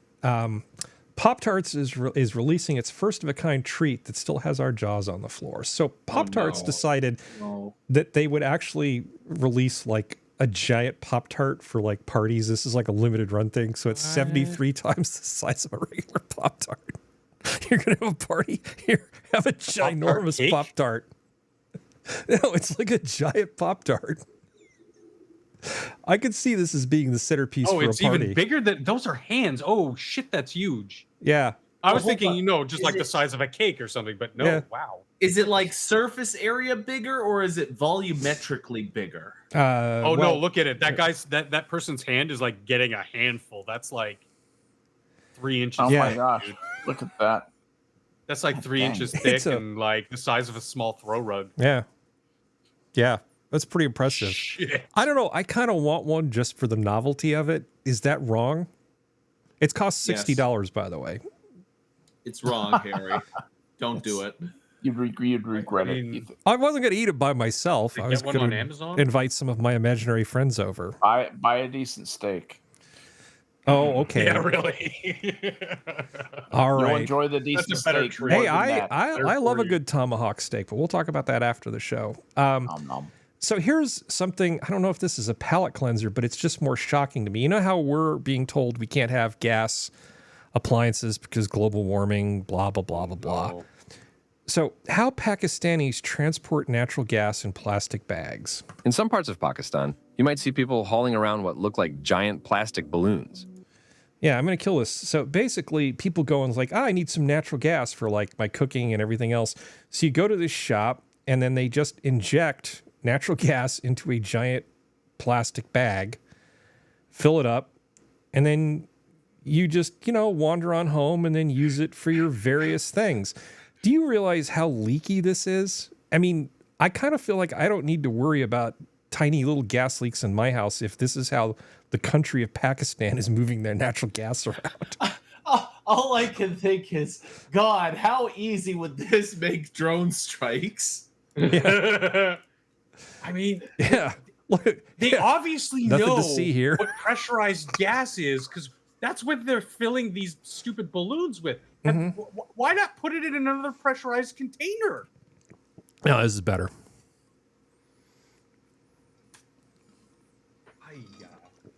I was just absolutely shocked by this. You just fire a bullet and the guy explodes. It's like I feel like the entire country of Pakistan is trying to get a Darwin Award. This is amazing to me, but I guess it works for them and different values for different places, and I'm just being ethnocentric, so what do I know? So we've talked about stupid hamburgers and things recently. So since we last had our conversation about burgers, McDonald's has decided to change its menu around a little bit, and it's come out with this thing called the Big Arch. And they already tried this with the Arch Deluxe and the Arch Deluxe, right? And what was the one before that in like the late 80s? The McDLT. Well, they're always trying new stuff. Actually, I had a McDLT. I even had a McLean burger a few times, and they weren't so bad. I like the McDLT, actually. I liked it better than the Quarter Pounder. Yeah. There was nothing wrong with McDonald's because it was fast and cheap, and now that it's no longer cheap, like there's no point. Yeah, I feel like they're missing I think they're leaning into if we're going to charge you $20 anyway, why don't we just give you a slightly better hamburger? Yeah, so it's just like an enormous hamburger. It's like, this is not really what I think people look to McDonald's for. It's not a hamburger? What is it? Un hamburger. No, I when I was going through college, my roommate was a food photographer, so he did all this kind of stuff. Oh, and look, they found poppy seeds.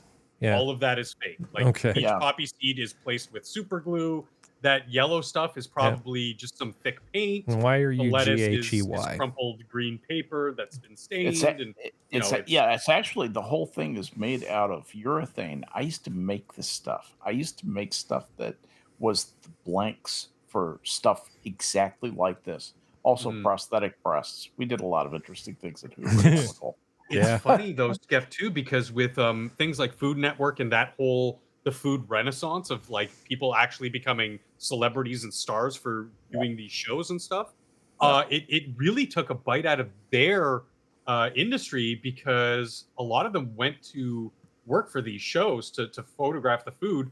The problem is, and this is what my former roommate complained about, he's got nothing to fucking do most of the time because they don't need to style the food. The chefs are doing it there in real time. They walk up, they snap some photos, and then the rest of the day of shooting, the rest of the week of shooting, they've got nothing to do. He says it's driving him mad. Well, let's talk about space. It does look good though. I'd eat at that. Yeah. I tried it. I'd try it once. NASA crew likely to significantly delay the launch of Crew 9 due to Starliner issues. We've got that, and then of course we've got to get those people home. And right now, NASA, go away. I don't want this. We're not robots. Screw you. Robots. Okay. So anyway, it's looking a lot like they're going to have to come back on Starliner. It's not going well for. I mean, they have to come back on Starship. Sorry, not Starship. What's the thing? Dragon capsule. Dragon. Sorry, I'm still not 100% after my little. Well, here's the thing. Boeing is like, crew is good with this. We're good with this. We think it's fine. There's one thruster that is still marginal. They can do it with redundant safety as it is. If something bad happened right now, they would come home on that ship immediately. That's what those two would do. They would get on that ship and come home. Yeah. And that's what Boeing says. Look, that's the common sense thing to do. It's going to work. Now, the longer it's up there, there's micrometeoroids, there's lots of things that it's not protected against. Let's be smart about this. NASA is being its bureaucratic self and saying, we want to be absolutely certain there's no, we launched them with a known problem. No, we remember, and then they've got a history of not being cautious enough. So now I think that's a bit of a reaction to that. I would let the astronauts decide. Honestly, I would give them all the information. That's what I would do. And just let them decide if they want to. I mean, with no coercion, no pressure, because that's the right thing to do. Yep. You don't order people, intelligent, competent people like that to their death. Let them decide what they want to do. Well, and they're both like ready to come back on Starliner right now. Then let them do it. Yeah, but the press for Boeing is not good. So there's this thing in Ars Technica. NASA is the one saying no. NASA is the one saying no. Boeing and the crew are good to go. Well, I thought Boeing was in talks with SpaceX to send a retrieval. I think that's speculative. Because NASA is forcing that. Yeah. NASA is forcing that. Well, I mean, fuck you, I was right. But I knew they were going to come crawling to him because. Yeah, I know. But what'll make you feel better? We can make fun of the Chinese. Going to this next article that I found. What have the Chinese done? Well, the Chinese tried to launch their own constellation of communication satellites to sort of compete with Starlink, but unfortunately, after they deployed their satellites, their vehicle broke up into a whole bunch of pieces, and now there's 300 pieces of trackable shit floating around in low Earth orbit. Thanks, China. That's great. They did it again. They've done this before. Yeah. So it says here, the composite image from Slingshot Aerospace low Earth orbit focused Horus optical fences shows a series of bright, unexpected objects moving across the same orbital path as the Long March 6A rocket body and the 16, I don't know how to pronounce this, QIAFAN. I want to say Quifan, but I think that's probably not right. Satellites. That's a different thing. It deployed. Yeah, well, these objects are part of the debris cloud spawned by the breakup of the rocket body. Yeah. China, Jesus Christ. It's like you had one job. It's like I was right. They're probably thinking we deployed the satellites, so we did our job. No, your other job is not to fuck up space. That's your other job. More basic years ago, I was saying, we can't let fucking these shithole and I'm using shithole in the way that they conduct business like this. Countries like China, like fucking India and Brazil and Uruguay or whatever, just throw whatever the fuck they want into the stratosphere. It's because shit like this has happened, and it's going to continue to happen because they have no. We have, say what you want about our fucking massive red tape. At least some of that red tape is keeping most of it safe and in trajectories that aren't going to conflict with one another or just break up wholesale because they're made out of shitty materials by people who don't know what they're doing. It sounds to me as though you think that this isn't deliberate. Well, they're going to mess up their own satellites potentially. This is not. Yeah, no, it's you don't think that there's the possibility that there's no possibility. Well, they did. Okay. They did do an anti-satellite test. This is not the way they would do that, Jack. Well, they did an anti-satellite test where they everybody else. Well, they had an anti-satellite test where they spewed a bunch of crap all over low Earth orbit, and they got so much heat for that even if they didn't realize it before then, it's like, we can't make space more dangerous for everybody. It's like you have a space station up there too. You don't want to just put lots of crap everywhere. Thank God SpaceX has figured out how to bring shit back down to the ground instead of just leaving stuff up there. There was a picture taken recently of a 15-year-old rocket booster that's just floating around up there. People are starting to experiment with ways to actually clean up space, to deorbit that stuff safely. We don't need the Chinese putting 300 new pieces of crap up there because they didn't do their job right. A money-making business for somebody, probably Elon. The orbital plane is so thin that realistically, you can't put anything further than it or closer than it, or else they just won't function the way you want them to, which is basically spin around that orbital plane indefinitely, or at least it depends on what kind of orbit. But I see your point. For most satellites, you're thinking of a circular orbit. There are elliptical orbits that you can be a little bit cagey. Yeah, these are low Earth orbits. They're different than the higher orbits that a GOES satellite does for weather and stuff. Yeah, geostationary points. Harry, I can't remember if this is something you told me or some bullshit my brain just made up, but tell me if this is accurate. Okay. Is there a plan for removing space junk that involves disintegrating the space junk with a giant laser? Not a serious plan.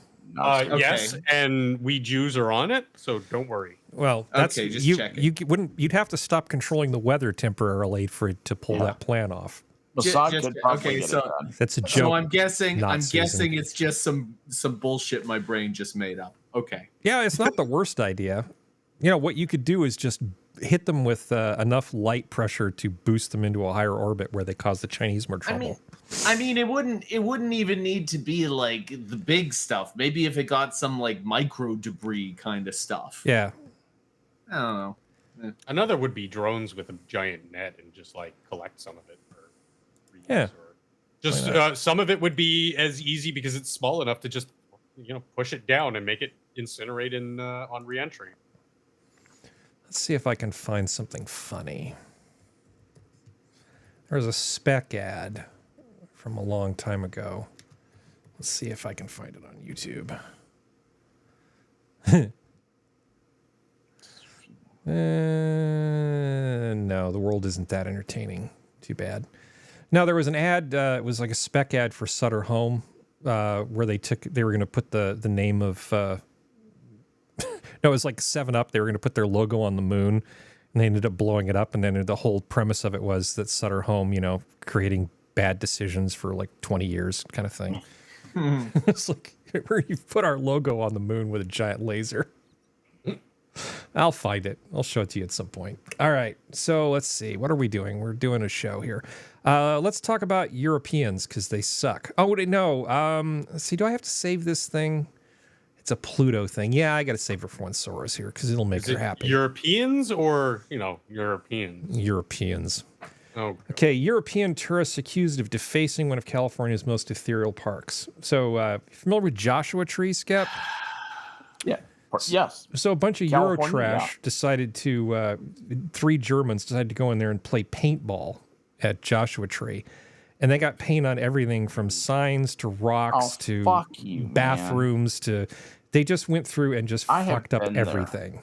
I have been there, and that just breaks your heart. I know. I hope that they're the recreational balls that disintegrate and biodegrade pretty fast. Yeah, If it's not, if it's more permanent, but this is not a place that gets a lot of rain. No, I mean, you shouldn't be doing that shit in Joshua Tree anyway. It's I just hope that, okay, what's done is done. I'm hoping that it's the biodegradable stuff because at least there's not going to be any lasting damage. They did a little roadside sign hunting on the way there, and then they just shot up like bathrooms, dumpsters, rocks, everything. So it's these 3 German guys. Now they're looking at a potential of up to a $5,000 fine and 6 months in prison. You know how I feel about broken windows policing. I think that they need to spend some time cleaning up the rocks, and they need to spend some time in prison and probably some kind of fine. I'd like to see them get a pretty hefty smack for this. I would like to see them have to clean up their mess and restore it to the way it was, and then each one of them serve a 60-year prison term. I don't think we're going to do 60 years, but yeah. But don't you see having them clean up their mess would be a cruel and unusual punishment? Yeah. No, it's not. I know, but is it that like one of the arguments they use to keep prisoners from doing hard labor these days? Didn't slow Kamala down. Oh, but there's community service and reparations against the community if you damage putting those marijuana smokers in jail. Yeah. Like I agree. I think, make them clean up whatever mess there was, give them a hefty fine. But I believe prison is more of a thing for violent offenders, and put a little fear of the system into them, and maybe make them spend a week. Put them in jail for 60 years and see if they're missed. They won't be trusted. And send them back to Germany and just put them on a no-fly list. Say fuck off. Don't come back to America. We really need to kill off a lot of the excess people. There's so many useless people around. We just Euro trash. I like that. It is indeed a garbage continent. Yeah. Sorry, I love Ron Swanson. I know that Rick Offerman in real life is a giant lefty. However, the character that he put together of Ron Swanson, I find him to be unironically hilarious. All right, so Euro trash. It is indeed a trash continent. Okay, let's see. Chinese rocket. Let's see, go up. Let's see, we're saving that for Sora. In space. There's a Kickstarter, and I'm not really sure how I feel about this. Apparently, we're in German today. Okay.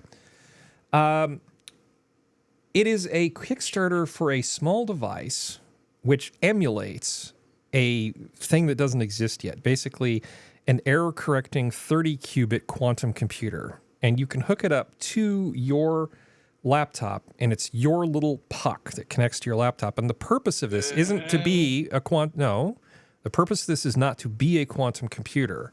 The purpose is to give people something tangible that they can work with to learn how to program the computers that don't exist yet.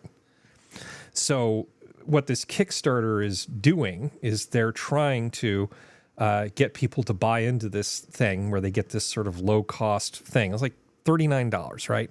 You plug it in, and then you get a whole bunch of resources where you learn how to do quantum programming. And you can test it on your own little thing. You don't need a cloud. You don't need a special account, anything else. So for $39, that's a pretty, $39 Australian. That's a pretty cheap date.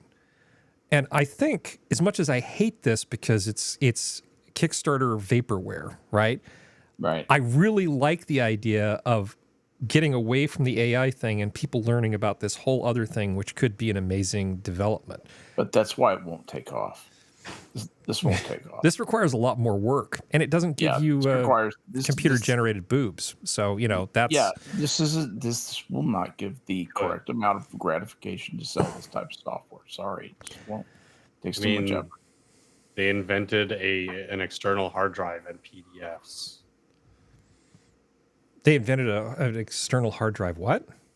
And PDFs. Like it's basically a library on a puck. Right? No. It's a thing that you can actually feed quantum computing code and programs to, and it will produce the same result that a quantum computer would produce. You can learn how to write quantum programs, and actually test them and debug them and see what output you get. So it is a quantum computer emulator. It is a quantum computer emulator because the thing that it emulates doesn't exist yet. Meaning the nicely reliable. No, it's a simulator, not an emulator. It doesn't exist yet. You have to exist to be emulated, QED. Okay. Anyway, usually when you talk about this, if you're running it in hardware and it's pretending to be something it's not, it's referred to as emulation, not simulation. Well, how do you know how something would work if it doesn't exist? Well, because we know theoretically how it would work, and the real thing is about having the qubits be stable and function the way you want them to, and not just suddenly lose their minds and lose quantum coupling.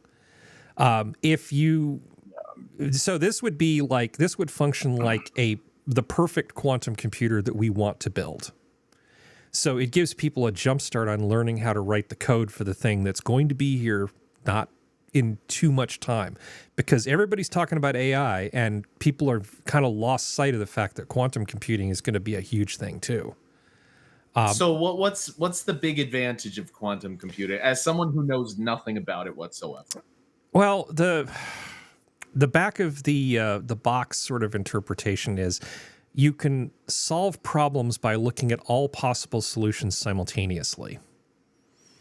So for certain types of problems that would literally take hundreds of years to solve with our fastest computers, if you had a working quantum computer with enough qubits, you could solve the problem almost instantaneously. It's just a question of knowing how to write the code and program it to work. It's the ultimate in efficient brute force. It's like, oh, the way I think of it. You think you've got encryption? That's cute. Yeah. No. It will basically render encryption completely meaningless. Right. At least like public key encryption. Won't even pause. Well, that's really an amazing thing. It's going to be quite the revolution, but it's just not nearly as sexy as having like an AI girlfriend that you can talk to. Right. Yeah. But nevertheless, that's a huge deal. And for $39, I'm almost tempted to just like say, here, send me one of these damn things. You know what I would do, Harry? I wait for the competitor to this to come up, because if a competitor comes up that tells you they'll be around at least for kind of a little bit. I hate getting screwed by Kickstarter. I really do. I hang on to my money, and I tend to. It makes me not an innovator, but more of a prospector. But it's a safer life. I'm just subverting the investment process. I'm just curious, what would something that's able to solve complex problems simultaneously do to something like Bitcoin? I don't know. I haven't thought about it. Probably nothing good. the day that it happens, Bitcoin goes away forever. So the thing is that if you have a regular computer, you essentially have a logic gate, right? And you can have it in one of two different states. Quantum computers allow a different kind of computation. It isn't just binary ones and zeros. The state of the qubit is much more complicated. And getting a lot of qubits to sort of work together as like a computational unit requires a lot of extremely advanced engineering. Now, these types of computers are usually, the ones they have right now are kept near absolute zero. They're immersed in liquid helium. You need like a whole team of people just to support one of these things. But some of the stuff that IBM's been doing lately and a number of other places is really interesting. They're finding ways to essentially get the random quantum fluctuations that screw up your calculations to sort of factor themselves out. And we may be in a very interesting place in about 4 or 5 years. But I'm not really qualified to talk on it beyond that sort of level. But for $39, I could practice my quantum programming, or I could just buy cloud time. So just like if you were to program something on this sort of computer, you would probably just look for a problem that has the smallest number of possible answers as a starting place. Yeah. I think, honestly, anything you do to exercise your brain is probably a good thing. And if this interests a small handful of people and they go on to become professionals later, that's great. Honestly, the world could easily use 10,000 more people who know about quantum programming. That would be a boon for all of us. But moving on, because I don't want to bore people with this sort of stuff. I'm not Let's bored. see. Yeah, well, we're actually hemorrhaging viewers. Maybe Monkey's on or something. I don't know. Let's see. Monkey's on. So we talked about the insurance thing. I was going to mention the Florida thing, but I'm just going to move past that because there's a similar problem in Florida. California has fires. Florida has hurricanes. It's just not going well for anybody. Let's see. Susan Garm. What else do we want to talk about? Euro trash. Oh, I found something cool, and it's actually Canadian. You still with us, Functional? I don't know what you're talking about. You don't think that something cool's happening in your country? I don't know what you're talking about. Okay. So have you heard of a company called Edison Motors? Oh, hell yeah. These guys are awesome. Yes, they are. Now, Local boys. Essentially, their sort of thing is that sort of like Edison would steal from Tesla, they're stealing Tesla's good ideas and making them their own.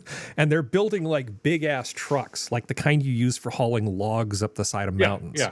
And the front part of the truck is it's almost like a diesel electric locomotive. Yeah, you have an electric drivetrain, and then you just use a small diesel generator to top off the batteries. Or you can have more batteries, or you can have a hydrogen fuel cell, or whatever else you want to put in there to generate power.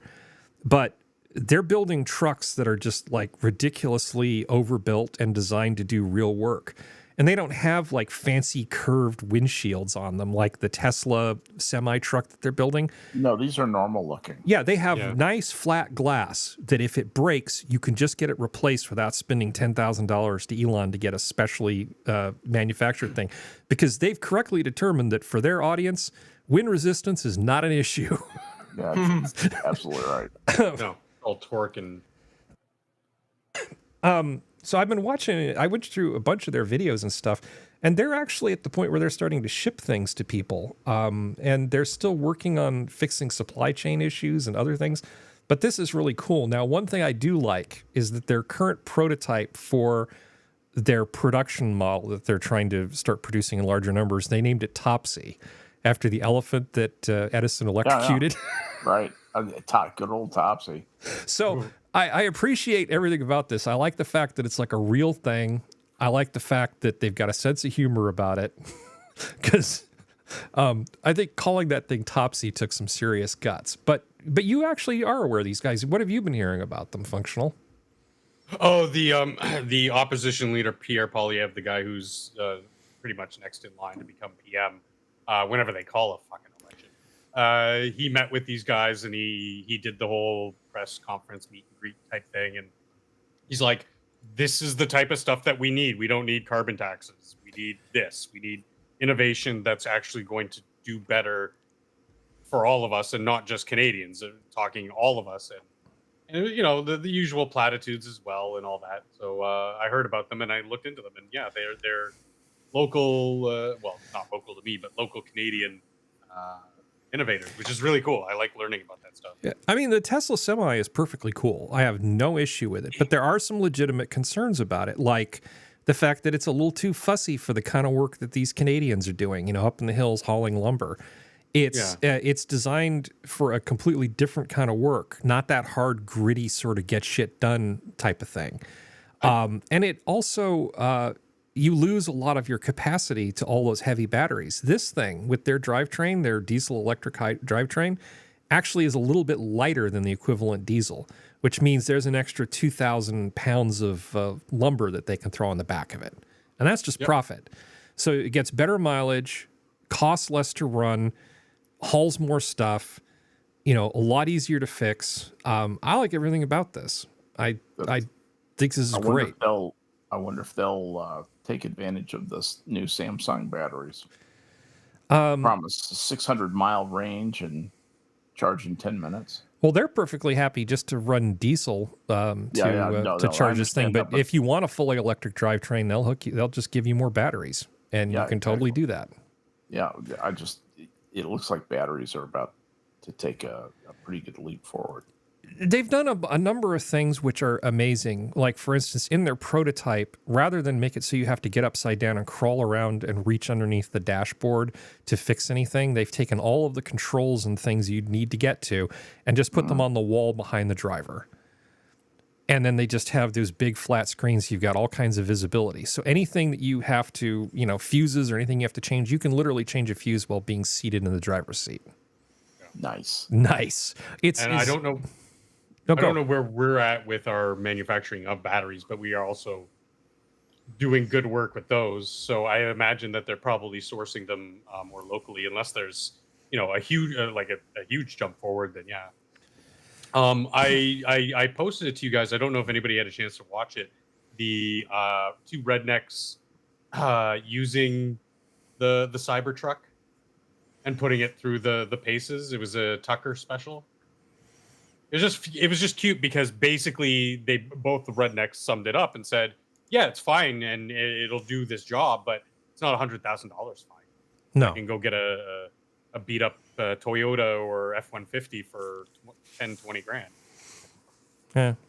Well, you know how we were talking about simulation versus emulation? You'll have to tell me where you think we fall on this one, Skep. Scientists create world's first vagina on a chip to combat bacterial disease.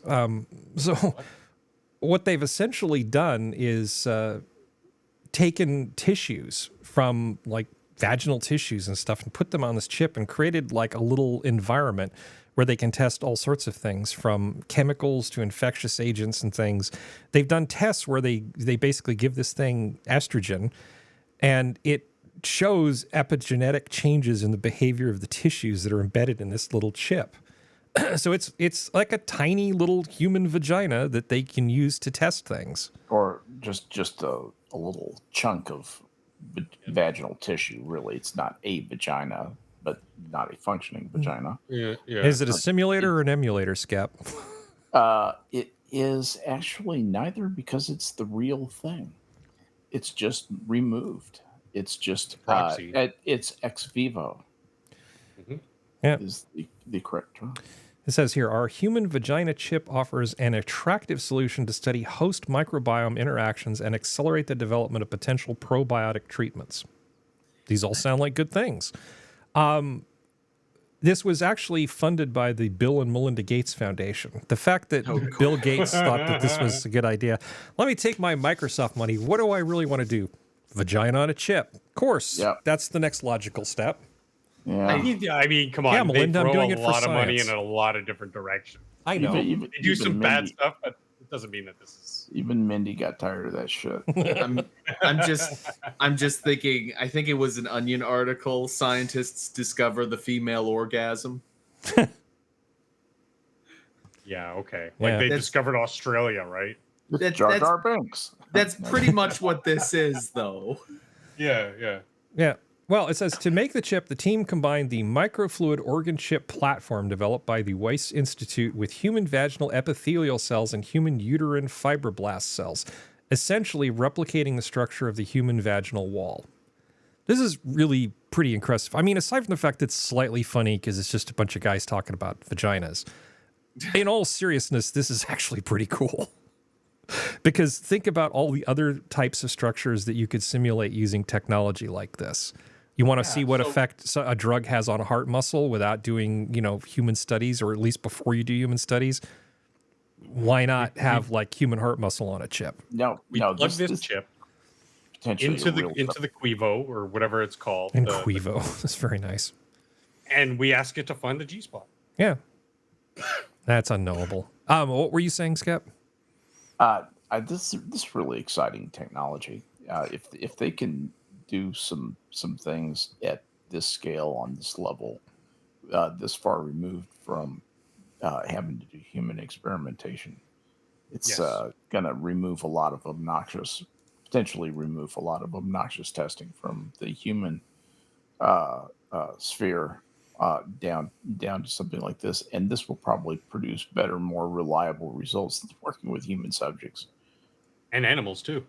The animals, same like thing. You're basically removing the living creature from the equation to test it on just a separate lump of cells, and it both excites me because of the possibilities of what we will be able to do as far as gene editing and curing of various maladies to different parts of the body. But it's also terrifying because it's gene editing and other possibilities. Like,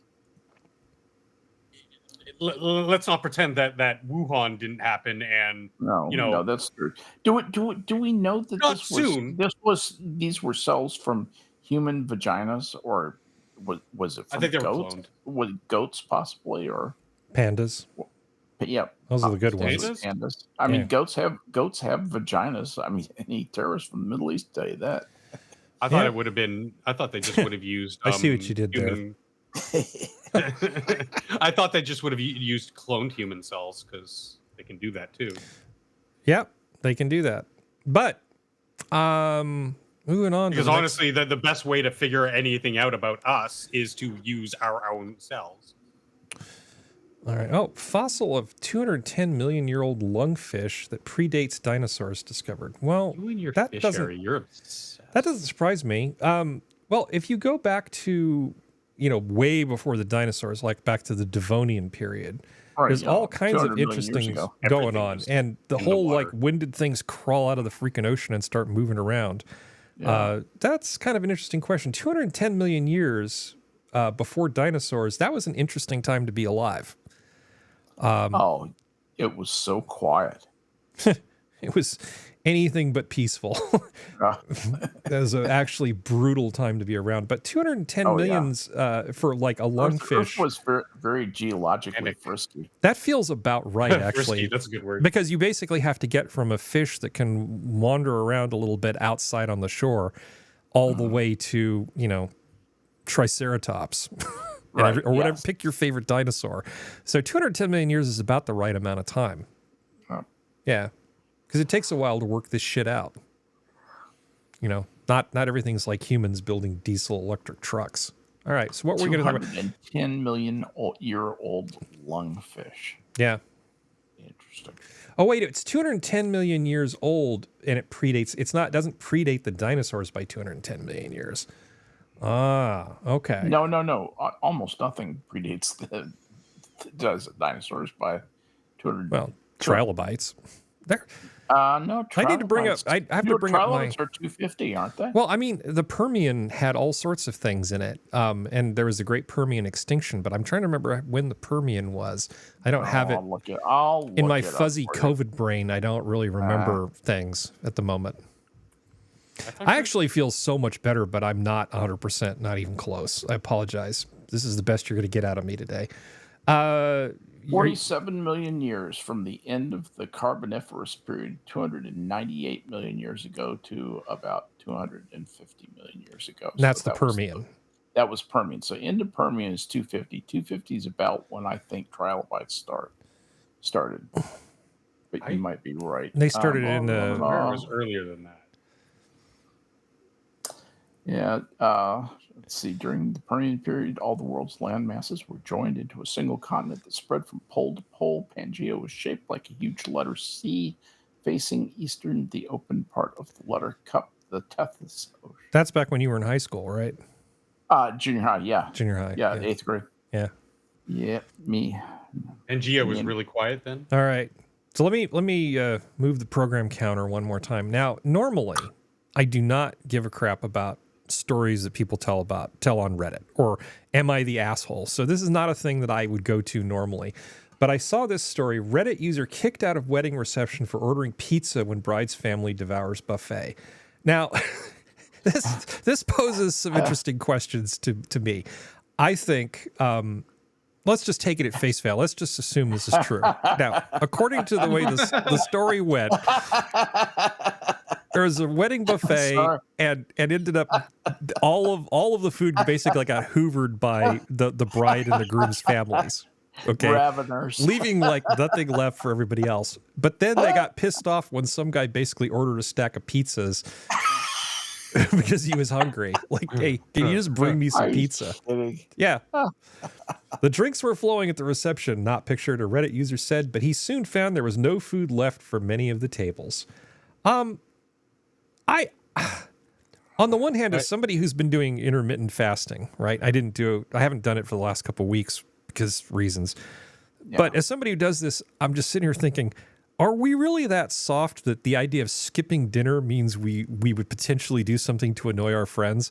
I wouldn't in a million years, no matter how hungry I was, do something like this. This is absolutely unthinkable to me. But I think most people, especially people sort of in the West, we're so used to our 3 meals a day, instant gratification, gratification that like this is probably something that most people would actually do, and I just can't wrap my head around it because I would never.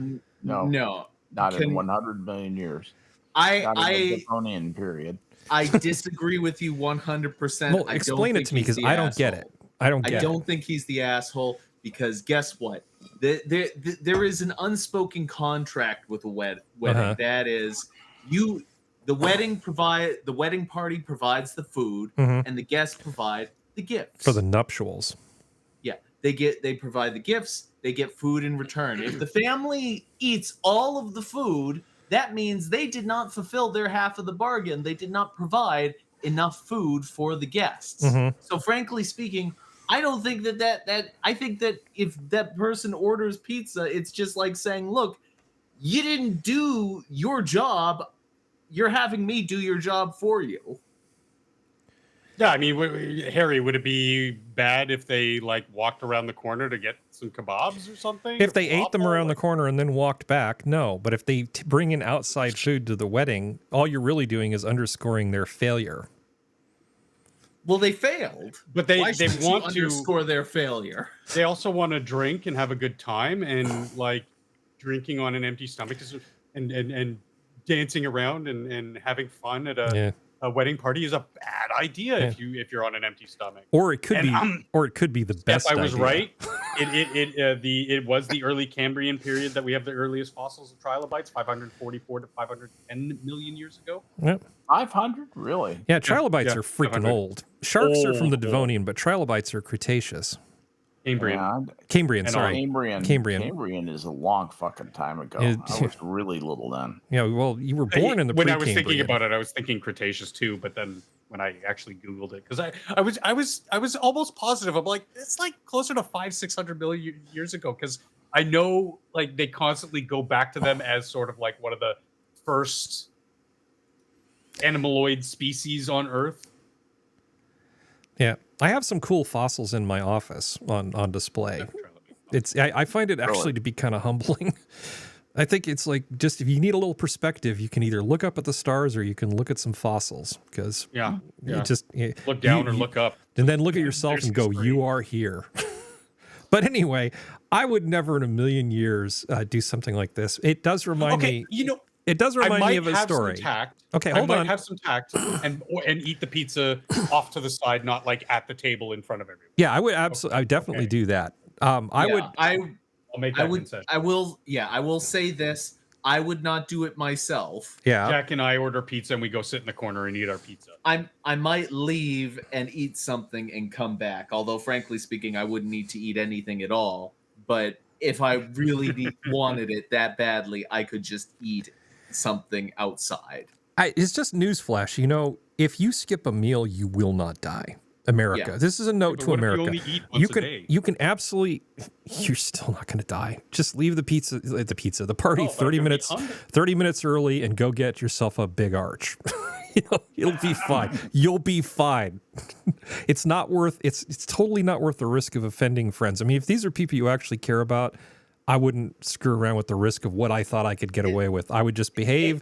And you know what we'll do is you can make fun of them afterwards. You can make fun of them afterwards. Not only just because you don't want you care about your future relationship with them. It's just a classy way to be. Just trying. Just a classier way to exist in this world, to walk through this life. Can I just give you a reminder? This is a Reddit user. They don't have friends. Yeah. Oh, that's right. He's just a basement dwelling chud, right? Yeah. Okay. I'm just playing. No, you're fine. Let's see. Well, we're gonna save that for Sora. Let's see. Do we have anything else that we need to talk about? No, I think the rest of it will actually keep for later. Except that Clicked over to midnight. Except that, I talk about news radio all the time because it's one of my all-time favorite shows. And I occasionally do refer to a scene from news radio, which is from an episode called Super Karate Monkey Death Car. I do have like a little clip that I would like to share with you just because I think it's freaking hilarious. So if you don't mind, I'm going to give you this little clip from news radio with Stephen Root and Dave Foley. And you'll notice a few people in the audience that you might recognize as well. What's the delay? Well, I'm waiting for the book to get here. They didn't finish printing it till this morning, so. You haven't seen the book yet? No, not yet. Yeah, it's such a young Dave Foley. Sorry to keep you folks waiting, but the books just got here. So, without any further ado, Jimmy James, CEO of Jimmy James Incorporated, will now read from his book, Jimmy James, Macho Business Donkey Wrestler. Thank you. Thanks a lot, everybody. The original title of this book was Jimmy James, Capitalist Lion Tamer, but I see now that it's Jimmy James, Macho Business Donkey Wrestler. You know what it is? I had the book translated into Japanese and back again into English, so. I've seen stuff like this happen in real life, almost as bad as the parody. I can almost imagine this actually happening, the idea of somebody writing a book, getting it translated into Japanese, it becoming a bestseller, and then getting translated back into English. I love this whole premise. Macho Business Donkey Wrestler. Well, there you go. Got kind of a ring to it, don't it? Anyway, I wanted to read from chapter 3, which is a story of my first rise to financial prominence. So.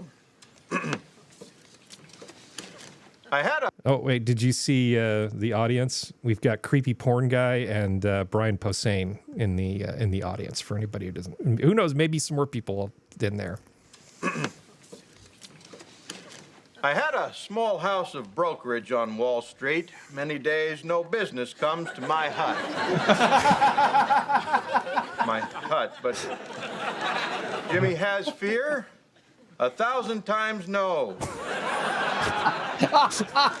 I never doubted myself for a minute, for I knew that my monkey-strong bowels were girded with strength, like the loins of a dragon, ribboned with fat and the opulence of buffalo dung. Glorious.